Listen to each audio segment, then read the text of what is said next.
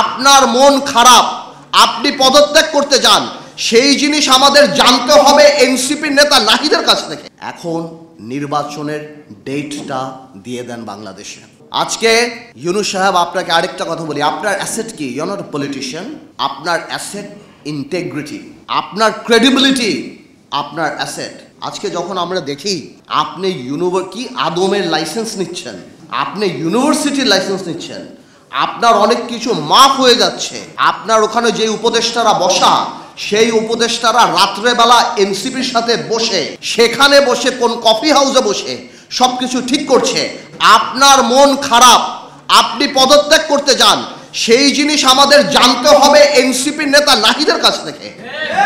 এটা আমাদের জন্য লজ্জাকর ব্যাপার। আপনি আজকে যে পারমিশনগুলি নিয়েছেন, এই পারমিশনগুলি হয়তো কোনো একটা গণতান্ত্রিক সরকার আসলে আপনি নিতে পারতেন, কিন্তু আজকে নিয়ে আপনার ইন্টিগ্রিটি অ্যাটাক করার, আপনার ইন্টিগ্রিটিকে প্রশ্নবিদ্ধ করার কোনো দরকার ছিল না। এই জন্য আমরা বলতে চাই, আমরা জানি আপনি রাজনীতিবিদ না, আমরা জানি আপনার আশেপাশে রাজনীতিবিদ নাই।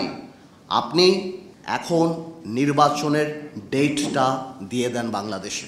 আমরা সবাই বলছি যে ডিসেম্বরের মধ্যে নির্বাচনটা আপনি যদি দিয়ে দেন, এই দেশে সব কিছু একটা লাইনের মধ্যে চলে যাবে। আজকে ব্যবসায়ীরা ইনভেস্ট করে না কোথাও, তারা মনে করে ভাই ইলেকশনের পর কি হবে, প্রশাসন কারা আসবে, কোথায় কি হবে, চাকরি বাকরি ব্যবসা থেকে আরম্ভ করে সব কিছু আপনি একটা কনফিউশনের মধ্যে আপনি ফেলে দিয়েছেন বাংলাদেশে।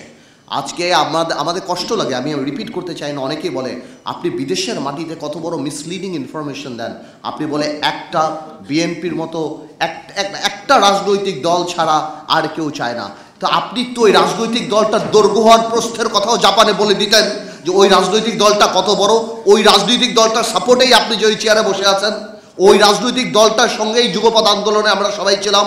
তাহলে এত বড় মিসলিডিং ইনফরমেশন আপনি দিতে পারেন না।